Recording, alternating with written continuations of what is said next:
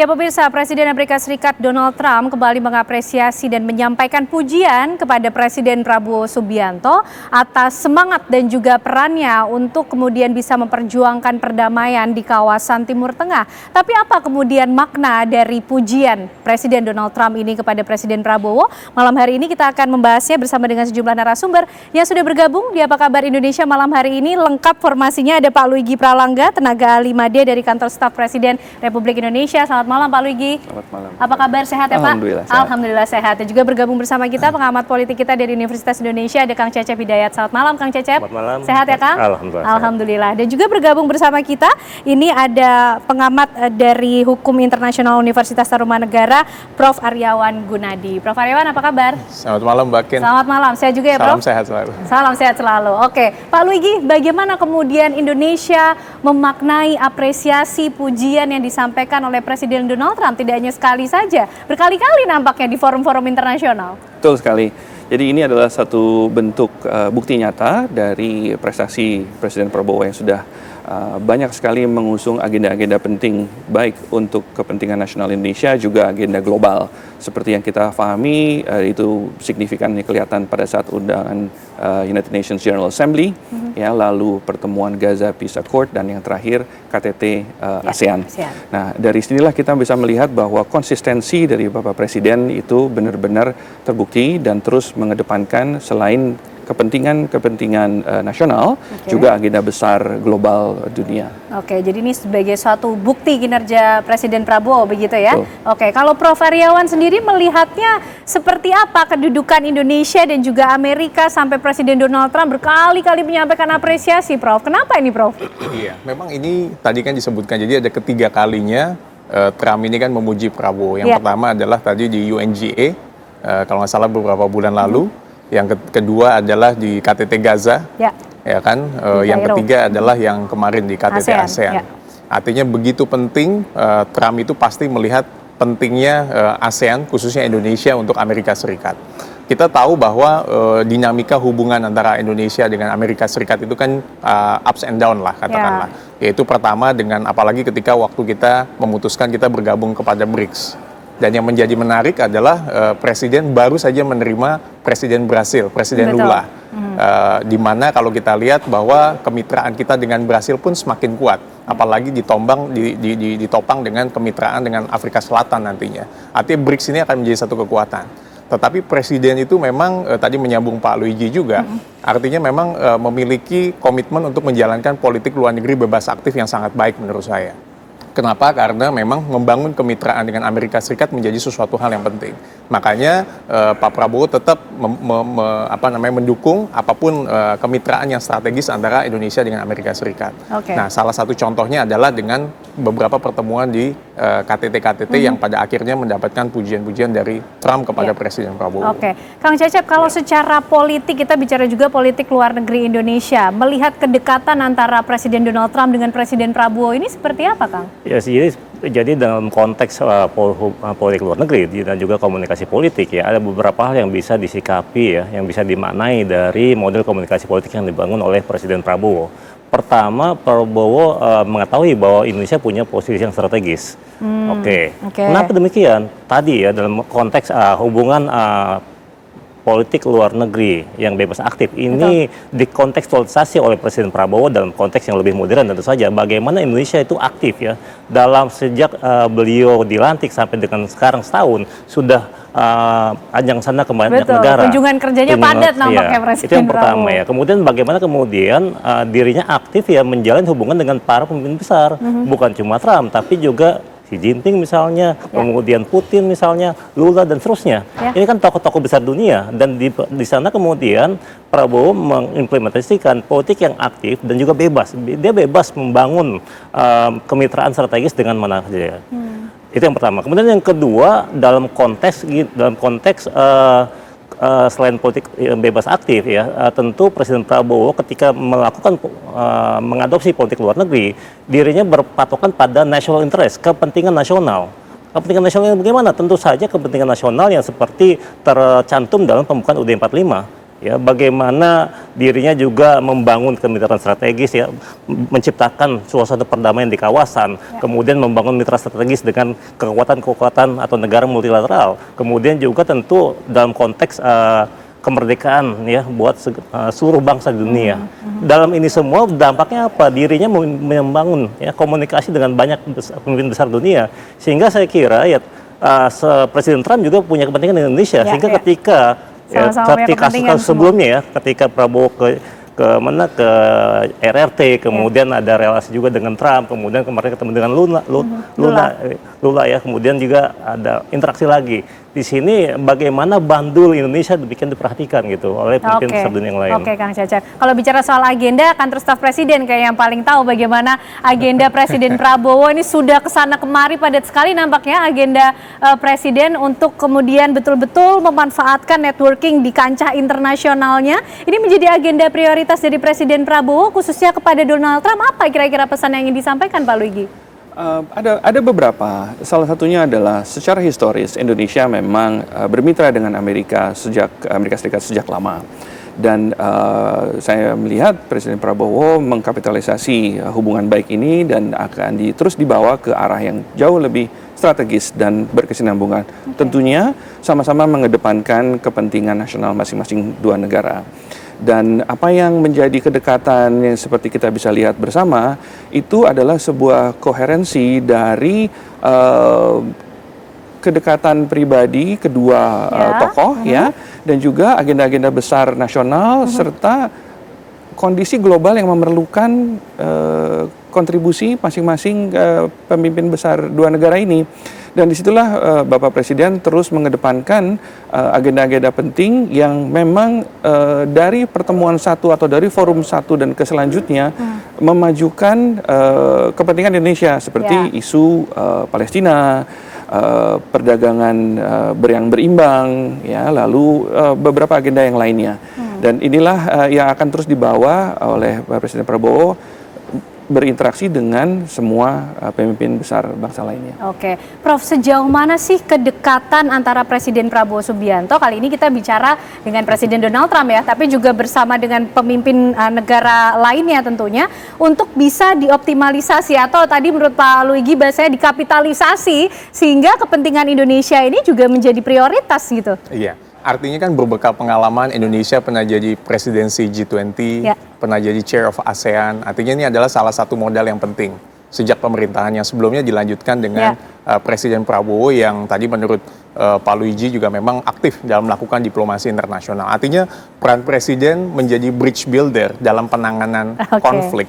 Itu menurut saya sangat baik. Karena menjadi penjembatan dari keseluruhannya. Dan itu peran itu kan memang Presiden Trump memuji. Yaitu kita melihat bahwa Anwar Ibrahim memerankan untuk menjadi penjembatan antara kasusnya konflik Thailand dengan Kamboja. Lalu juga Presiden Prabowo berkaitan dengan Israel dan Palestina mengusulkan isu atau solusi mengenai two-state solution, di mana kita tetap mengutamakan beberapa hak yang berkaitan dengan Palestina, tetapi juga yang Israel pun juga kita perhatikan lah. Artinya itu pun juga dua-dua itu kita perhatikan. Dan yang menjadi menarik kan Presiden juga membangun kemitraan dengan China, yaitu dengan BRICS, dengan beberapa keanggotaan kita di beberapa FTA, dan ini menjadi menarik. Dan yang menarik pertemuan yang kemarin itu menghasilkan beberapa konklusi di mana beberapa negara-negara mendapatkan penurunan tarif dari Amerika Serikat, itu sampai dengan 0%. Kalau nggak salah ada Thailand, Kamboja, Malaysia. Dan kami harapkan bahwa melalui momentum ini Indonesia juga bisa memanfaatkan dengan menegosiasikan tarif reciprocal yang dilakukan oleh Amerika Serikat terhadap Indonesia. Terakhir kalau nggak salah 19%. Nah, harapannya ini sedang proses dilangsungkan sehingga kita bisa melakukan negosiasi dan mendapatkan penurunan tarif yang ada. Nah, peran ini sedang dimainkan oleh pasti pemerintah dengan sangat-sangat baik, menjadi penyeimbang dari konflik yang ada, tetapi memerankan politik bebas aktif tadi seperti yang Pak Cecep sampaikan. Oke, menarik nih kalau kita bicara soal komunikasi politik melibatkan tokoh-tokoh besar dunia begitu ya, Presiden Donald Trump dan juga Indonesia. Tadi kita sudah lihat begitu banyak harapan dan dampak positif. Tapi harus hati-hati juga nggak nih Kang dengan adanya pujian dari Presiden Donald Trump? Dijawabnya nanti ya Kang Cecep, usai jeda pemirsa, kami kembali untuk Anda. Baik, kita lanjutkan pembahasan kita malam hari ini, pemirsa. Kang Cecep, kalau kita bicara soal komunikasi politik, melibatkan tokoh-tokoh yang pasti tidak luput dari perhatian publik, apalagi ini pemimpin negara gitu ya. Tapi kan komunikasi politik ini syarat dengan simbol dan substansi, Kang. Ini gimana kemudian kita harus menyikapi pujian dari Presiden Donald Trump? Jangan-jangan ini adalah upaya halus dari Donald Trump untuk kemudian agar Indonesia tidak terlalu galak pada isu-isu sensitif yang melibatkan Amerika, begitu Kang? Jadi kalau kita bicara tentang komunikasi politik dalam konteks diplomasi ya, ada dua pendekatan sebenarnya. Ada yang hard power dan soft power. Nah, hard power itu gimana? Bagaimana kemudian ketika melakukan diplomasi, Presiden Prabowo itu melakukan berbagai kerjasama terkait misalnya industri pertahanan misalnya dan seterusnya. Soft power dia bicara masalah moral dan seterusnya. Nah, Presiden Prabowo mengkombinasikan keduanya. Dirinya menggunakan yang kita kenal mungkin sebagai smart power ya. Smart power. Jadi bagaimana dirinya itu bisa demikian lincah sebenarnya. Dia bisa beradaptasi ya, membangun diplomasi dengan pemimpin RRT, dengan pemimpin Amerika, dengan pemimpin negara besar lainnya. Ini kan bagaimana dirinya itu merepresentasikan ya sebagai pemimpin besar bangsa Indonesia. Nah, itu yang pertama ya, bagaimana dirinya mengkombinasikan pendekatan yang smart power. Kemudian yang kedua sebenarnya lagi-lagi ketika Presiden Prabowo membangun komunikasi politik, membangun diplomasi, dirinya berbasis pada national interest, kepentingan nasional. Jadi dirinya akhirnya menjadi seorang realis sebenarnya. Nah, gimana penjelasannya? Jadi ketika Presiden Prabowo misalnya membangun komunikasi, dia bukan semata-mata sebenarnya hanya untuk dia bertahap secara nasional, dia memenuhi national interest, kemudian kawasan dia membangun komunikasi yang baik ya, membangun pertahanan kawasan ya, kemudian dengan global dia membangun kerjasama multilateral yang strategis dan seterusnya.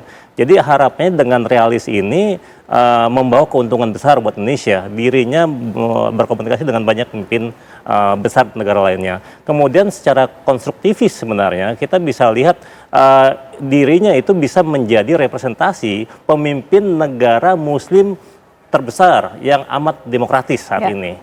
Ya kira-kira gitu. Dan itu yang kemudian akhirnya tadi Trump memuji Prabowo ya beberapa kali ya. Bagaimana ketika Malaysia menjadi peace builder buat Kamboja dan Thailand misalnya. Nah, pada saat yang sama Presiden Prabowo juga kan digunakan ya, dipuji juga menjadi tokoh perdamaian dengan di kasus Palestina dan Israel ya. Gitu. Jadi, nah itu dari perspektif teori. Karena kemudian kita lihat juga dari model diplomasinya. Ada dari pengalaman setahun terakhir itu saya melihat ada beberapa model diplomasi yang dibangun. Diplomasi personal, diplomasi pertahanan ya, diplomasi ekonomi energi, diplomasi kemanusiaan, termasuk diplomasi yang multilateral. Nah, tentu masing-masing nanti ada dampaknya. Termasuk tadi ya pertanyaan Ken ya, bagaimana yang pertama diplomasi personal. Ketika Presiden Prabowo melakukan komunikasi ya tadi dengan Trump, dengan Xi Jinping, dengan Putin dan seterusnya, ini kan tokoh-tokoh besar, tokoh-tokoh kunci ya, tokoh-tokoh yang punya katakan sebagian itu punya veto di PBB. Nah, disinilah kemudian dirinya Prabowo menunjukkan dirinya sebagai negara aktif, negara besar yang aktif, yang bebas dong, mandiri untuk melakukan diplomasi dengan siapapun. Pak Luigi, model diplomasinya bermacam-macam di berbagai sektor. Tapi kalau kita bicara mengenai kedekatan hubungan antara Presiden Prabowo dan Presiden Donald Trump, diplomasi apa kemudian yang didorong sebagai satu prioritas? Pertama, tetap prioritas kepentingan nasional. Dan Presiden Prabowo juga mempunyai kemampuan untuk bisa tiap kepala negara yang beliau berinteraksi itu tentunya tidak akan pernah sama pendekatannya. Secara garis besar mungkin sama. Kedekatan pribadi adalah salah satu dari pencapaian yang sudah beliau dapatkan. Itu juga dibangun dari banyak sekali pengalaman-pengalaman sebelumnya. Pada saat beliau sempat menjadi Menteri Pertahanan, beliau sudah bertemu dengan Presiden Trump di tahun 2020. Nah, dari situlah banyak sekali hal-hal yang beliau pertajam kembali, sektornya diperluas sehingga mengedepankan agenda-agenda penting tadi, baik Indonesia maupun Amerika Serikat. Dan dalam hal ini juga kedua negara mempunyai fokus pragmatis tersendiri. dari kedekatan pribadi itu dengan pendekatan diplomasi pragmatis tadi yang mendepankan peranan-peranan kepentingan nasional masing-masing, itu diramu sedemikian rupa dan berkontribusi juga kepada aspek-aspek dari kepentingan negara-negara lain, terutama dalam hal ini untuk proses perdamaian di Timur Tengah. Ya. Beliau juga memberikan warna tersendiri dalam proses perdamaian yang akan menyangkut keterlibatan dan partisipasi bermakna dari negara-negara anggota di kawasan Timur Tengah itu sendiri, juga untuk kawasan BRICS dan yang lainnya. Okay. Nah, kedekatan ini adalah modal awal sebuah pelicin atau sebuah aset yang kemudian bisa dikembangkan lebih luas, lebih mendalam lagi dalam berbagai konteks. Oke, baik. Oke, Prof, bentuk nyata seperti apa yang kemudian patut kita ekspektasikan dengan adanya kedekatan antara Presiden Prabowo dan juga Presiden Donald Trump ketika kita bicara juga mengenai perdamaian di Timur Tengah yang juga dimention oleh Presiden Donald Trump ini memasuki masa baru begitu katanya. Gimana, Prof? Iya, jadi itu pertanyaan yang sangat menarik karena memang kan salah satu pujian Trump kepada Presiden adalah ya artinya Timur Tengah setelah 3.000 tahunan lah ya. Artinya kita memasuki fase arahnya untuk perdamaian. Artinya itu digaungkan oleh Presiden Prabowo untuk pertama kalinya dan itu dipuji sekali oleh Presiden Trump. Kalau kita melihat fenomena isu yang mengenai hal tadi, mengenai pidato yang tadi, bahwa isu mengenai two-state solution itu adalah menurut saya salah satu isu yang terbaik atau solusi yang terbaik dan langkah konkret yang bisa dilakukan. Bahkan Presiden menyampaikan dalam UN speech kalau nggak salah pada waktu itu siap mengirimkan pasukan untuk mendukung supaya two-state solution ini bisa berjalan dengan baik. Nah itu yang pertama. Yang kedua adalah menurut saya langkah-langkah konkret yang akan bagus. Ini kan bergabung negara Timur Leste sebagai anggota ke-11 dalam ASEAN. Dan di dalam pidato kita melihat bahwa Pak Presiden menyampaikan bahwa persatuan di ASEAN itu adalah forever, itu yang selamanya. Dan itu adalah keywords atau kata kunci untuk supaya kita bisa menghadapi fenomena globalisasi yang semakin besar, kita menghadapi union atau mungkin trade union yang semakin mengglobal. Karena ASEAN kan cukup banyak melakukan kemitraan-kemitraan, nanti dengan negara di Timur Tengah, di ASEAN China misalnya, ASEAN China Free Trade, belum yang dengan Amerika, dengan Uni Eropa, dan yang lain-lainnya. Artinya dengan kekuatan ASEAN ini akan bisa banyak menghadapi segala challenge atau tantangan tadi seperti Pak Cecep dan Pak Luigi sampaikan. Terutama dalam bidang international relation, dalam bidang berkaitan international trade law-nya dan sebagainya. Artinya banyak yang kita akan bisa hadapi untuk di kemudian harinya. Nah yang ketiga adalah dengan bergabungnya Timor Leste tentu ASEAN akan semakin kuat. Dengan berdamainya nanti Thailand dengan Kamboja akan semakin kuat. Dengan digaungkannya oleh Anwar perdamaian di Thailand Kamboja juga akan memperkuat posisi. Dengan peran aktif Indonesia melalui Presiden aktif untuk perdamaian keamanan dunia dengan isu-isu atau solusi yang konkret untuk masalah Israel dan Palestina, ini menjadi salah satu langkah yang konkret yang saya yakin masa depan Indonesia akan semakin baik dan cerah, apalagi ditunjang dengan Presiden kita yang banyak melakukan aktif diplomasi internasional. Silakan Pak Luigi. Silakan Pak. Dengan kedekatan ini sebenarnya sebuah leverage ya, posisi tawar di mana Indonesia akan bisa lebih berperan dan mengedepankan agenda-agenda khusus misalkan untuk isu Palestina, pengiriman pasukan penjaga perdamaian. Saat ini masih disebutkan Indonesia, Mesir, dan Azerbaijan. Nah ini juga melalui kepemimpinan beliau dan pendekatan beliau dengan Presiden Donald Trump, itu juga bisa memberikan kesempatan kepada peserta negara lain untuk bisa bergabung. Karena isu Palestina ini bukan hanya milik Indonesia atau negara-negara yang saat ini sudah disebutkan namanya menjadi penyumbang pasukan. Di saat bersamaan, ini juga bisa menjadi peluang oleh Presiden Prabowo untuk berbicara lebih lanjut dengan Presiden Trump untuk membahas hal-hal persiapan yang lebih strategis lagi, yaitu pembentukan misi perdamaian PBB di Gaza. Tidak hanya spesifik pengiriman pasukan saja, karena pasukan itu adalah bagian dari proses perdamaian tadi.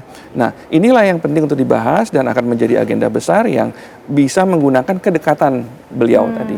Oke, baik. Kang Cecep, artinya Indonesia punya power di bidang politik, khususnya ke luar negeri yang sekarang mumpuni dan patut diperhitungkan nampaknya, Kang. Ya, ini berbagai pengalaman setahun kemarin sebenarnya itu mengkonfirmasi ya bahwa Presiden Prabowo ini punya leadership yang kekuatan leadership kepemimpinan ya yang memimpin baik di kawasan maupun di tataran global. Kenapa saya sampaikan demikian? Jadi tentu selain tadi diplomasi modern, dirinya kan ada, tadi saya sampaikan ada juga diplomasi humanitarian misalnya kemanusiaan ya. Bagaimana dengan konteks tadi two-way solution ketika di sidang PBB disampaikan, dan itu pihak-pihak yang berkonflik termasuk dunia internasional itu respect ya pada pidato Presiden Prabowo misalnya, atau ketika Indonesia memutuskan bergabung kepada BRICS dan juga aktif di kawasan baik itu di ASEAN dan terusnya. Ini kan ada diplomasi multilateral ya. Kemudian juga termasuk diplomasi pertahanan kawasan juga ya. Jadi dari deretan itu semua sebenarnya itu mengkonfirmasi bahwa politik luar negeri Indonesia ini dalam kurun waktu setahun terakhir ini diaktifasi kembali oleh pemimpin Indonesia gitu. Kita lihat 10 tahun terakhir itu bagaimana yang relatif lebih aktif itu kan Menteri Luar Negerinya, tapi sekarang diambil alih kembali oleh Presiden ya. Bagi akhirnya Indonesia bisa lebih berdampak ya idealnya ya kepada negara-negara lain termasuk dunia internasional gitu. Oke, baik, apresiasinya kepada Indonesia sudah sebegitu luar biasa diakui di mata dunia. Lalu agenda apa yang kemudian harus disampaikan atau kemudian disebarkan oleh Presiden Prabowo Subianto memanfaatkan kedekatan Presiden Prabowo dengan para pemimpin negara lainnya, pemirsa? Usai jeda kami hadirkan jawabannya untuk Anda. Kita kembali pemirsa akan membahas dan coba memaknai apa sih makna atau kemudian pesan di balik pujian yang disampaikan Presiden Donald Trump kepada Presiden Prabowo. Prof. Aryawan, ini kalau stylenya Presiden Trump memang seperti ini kah? Memuji atau menyebut bahkan Presiden Prabowo sahabat saya, pria yang tangguh. Ini extraordinary kah atau sebetulnya ya memang Trump gayanya seperti ini tapi sebetulnya punya makna lain? Iya. Kalau saya lihat memang itulah stylenya dari Presiden Trump. Jangan lupa beliau punya background sebagai entrepreneur kan cukup lama, sebagai pengusaha. Artinya tentu kita sebagai rakyat Indonesia mengapresiasi pujian dari Presiden Trump ke Presiden Prabowo sebagai rakyat Indonesia. Tetapi kita nggak boleh terlena. Artinya beliau hari ini bisa memuji, mungkin besok bisa bisa mempointed dan sebagainya. Karena mungkin saja. Seperti itu, betul. Artinya kita tetap harus melihat dalam konteks secara keseluruhan. Akan tetapi agenda konkret untuk ke depan, karena Indonesia dengan Amerika Serikat sudah mungkin 75 sampai 76 tahun ya membangun kemitraan. Artinya ini yang harus terus dibangun. Kita kan banyak agenda seperti bantuan anti terorisme, perdagangan, energi terbarukan, masalah nuklir, teknologi dan sebagainya. Itu yang harus terus di follow up oleh kita. Apalagi kita akan nanti melihat kalau saya tidak salah agenda Trump akan bertemu dengan China ya kalau nggak salah di tanggal 30 Oktober. Artinya kita akan lihat sejauh mana konstelasi nanti hasil pertemuan Amerika Serikat dengan China. Karena Trump kan berpendapat bahwa dia akan optimis bahwa akan ada deal, akan ada kesepakatan ketika nanti ada pertemuan dengan China. Nah, efeknya akan kemana dan apa efeknya untuk Indonesia? Ini yang kita harus manfaatkan momentum ini. Karena saya lihat Thailand, Kamboja, dan Malaysia sudah memanfaatkan dengan adanya penurunan tarif resiprokal sampai dengan 0%. Nah, Indonesia melalui Pak Menko ya Pak Airlangga kita lihat terus melakukan negosiasi dengan USTR. Artinya kita harus lihat dalam beberapa sektor kan, kalau kita lihat kan di Thailand, Kamboja itu kan kelapa sawit, kakao dan beberapa produk lain kan mendapatkan penurunan. Artinya kita harus mendapatkan momentum yang baik. Jadi artinya pujian dari Trump itu merupakan satu diplomasi yang menurut saya sangat baik dan itu selayaknya kepala negara memang memuji dan presiden kita memang bagus dalam kaitan dengan membawakan pujian itu. Juga kayaknya, bahkan membalas pujian juga. Artinya apa yang dilakukan Presiden Trump juga dipuji oleh presiden. Tetapi dalam konteks yang lebih luas kita tidak boleh terlengah, tidak boleh jumawa, tetapi kita harus melihat bahwa ada pesan yang harus kita bawa supaya kita bisa melakukan banyak hal dan bermitra secara komprehensif dengan Amerika Serikat. Oke. Kang Cecep, kalau tadi sudah dibaca soal gaya komunikasi politiknya Presiden Trump, kalau gaya komunikasi politiknya Presiden Prabowo ini seperti apa Kang Cecep yang sudah terbaca dan mungkin juga harus terus di-develop begitu? Ya, saya kira gini, gaya politik Presiden Prabowo ini terbangun dari puluhan tahun sebelumnya ya, dari sebagai seorang tentara ya, kemudian bertransformasi menjadi pengusaha, kemudian bertransformasi jadi politisi. Tentu gaya komunikasi Prabowo sih ya sebagai seorang presiden, apalagi di dunia internasional ini sudah banyak pengalaman lah. Jadi bagaimana masa-masa muda dia juga sudah banyak kenal dan ya interaksi dengan kolega yang tokoh-tokoh internasional juga, sehingga ketika beliau jadi presiden dia merecall kembali teman-teman lamanya, sehingga gaya komunikasinya saya kira tetap ya yang seperti ditunjukkan ke dalam negeri. Dia ingin membawa Indonesia ini menjadi negara besar, bukan sekedar di kawasan tapi negara yang diperhitungkan di dunia internasional, tapi tetap dengan menjaga kedaulatan. Ya kan, bagaimana dia ingin merangkul banyak kelompok, dia tentu ingin sebagaimana disampaikan ketika debat capres beberapa waktu yang lalu itu satu musuh itu terlalu banyak ya dibangun dibanding dengan banyak teman gitu, sehingga kemudian ini lakukan Presiden Prabowo membangun pertemanan dengan banyak negara, dengan para negara besar, dan harapannya itu bisa berdampak pada kepentingan nasional Indonesia. Baik, Pak Luigi, dampak apa kemudian yang bisa kita titipkan lewat Presiden Prabowo Subianto dengan gaya komunikasi politiknya? Begitu, apa pesan dan strategi prioritas yang hendak disampaikan oleh Presiden Prabowo dalam setiap kunjungan dan pertemuan dengan para pemimpin negara? Baik, jadi tujuan yang paling penting adalah agenda besar yang sedang beliau usung sekarang. Isu Palestina itu harus rampung. Rampung dalam arti kedekatan beliau dengan tokoh-tokoh besar termasuk Presiden Trump itu dapat menjadi leverage untuk supaya proses perdamaian itu maju terus dan bisa mendorong upaya pengesahan di level markas besar PBB lewat Dewan Keamanan untuk mengesahkan pembentukan mandat PBB yang jelas. Karena dengan mandat PBB yang jelas atau mandat yang jelas terhadap bagaimana proses perdamaian di Palestina dan kawasan Timur Tengah secara berkesinambungan dan adil, itu adalah legasi dari beliau. Jadi ini adalah satu prioritas beliau untuk segera dapat dirampungkan, terutama mengandalkan kedekatan beliau dengan Presiden Trump dan pemimpin-pemimpin negara-negara kawasan lainnya. Kedua, memastikan juga dalam pembuatan mandat di bawah PBB ini, pendanaan dari proses misi perdamaian di Gaza itu pendanaannya berkesinambungan, karena ini bukan pekerjaan dalam tempo singkat. Betul. Dan pengarahan pasukan yang seperti beliau kemukakan di publik, 20.000 pasukan itu bukan jumlah yang sedikit dan akan memakan biaya yang besar. Dengan mandat yang besar ini akan bisa kejadian, dan ini akan menjadi kebanggaan bukan hanya buat kebanggaan Presiden Prabowo semata, tapi kebanggaan Indonesia secara keseluruhan. Itulah pentingnya supaya kita terus mendorong proses ini dan memastikan bahwa Presiden Prabowo akan terus bisa menyelesaikan tugas-tugas ini. Oke, Presiden Prabowo sudah begitu lincah menunjukkan bagaimana gaya komunikasi politiknya di level internasional. Kita harapkan ini betul-betul menjadi suatu semangat dan upaya bisa mendorong perdamaian di Timur Tengah khususnya. Terima kasih Pak Luigi, terima kasih Kang Cecep, terima kasih Prof. Aryawan. Malam hari ini sudah bergabung semua di Apa Kabar Indonesia Malam. Sehat selalu semuanya Bapak-Bapak.